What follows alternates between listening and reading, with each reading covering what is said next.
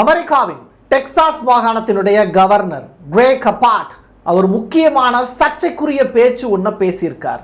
அது என்னன்னா, டெக்சாஸ் அப்படிங்கிற மாகாணத்துக்குள்ள இனிமே சைனாக்காரங்க, ரஷ்யாக்காரங்க, ஈரான், வடகொரியா இந்த நாட்டினருக்கு இடம் வழங்கப்படாது அப்படிங்கிறது தான் அந்த அறிவிப்பு. அப்படின்னா இதுக்கு முன்னாடி அவங்க நிலம்லாம் வாங்கியிருக்காங்களா?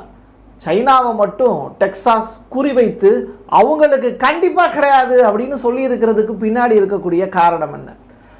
அந்த அளவிற்கு சைனா அமெரிக்காவினுடைய நிலங்களை பிடுங்கி வச்சிருக்கா, காசு கொடுத்து வாங்கியிருக்கா.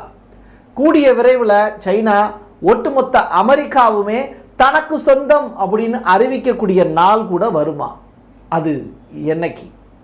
இது இப்படி இருக்கிற நிலையில் சீனாவுக்கும் தைவானுக்கும் இடையில ஒரு பெரிய போர் ஒன்று வருவதற்கான சூழல் தெரியுது. சீனா 2027க்குள்ள தைவான் நம்முடைய அங்கீகரிக்கப்பட்ட நிலமாக மாற வேண்டும் அப்படின்னு சபதம் எடுத்திருக்கு. 250 போர்க்கப்பல் இப்போ தைவானை சுற்றி வட்டமிடுது. என்ன நடந்துகிட்டு இருக்கு? டீட்டெயில்டாக பேசலாம் வாங்க. இது பிரசாத் சிக்னி.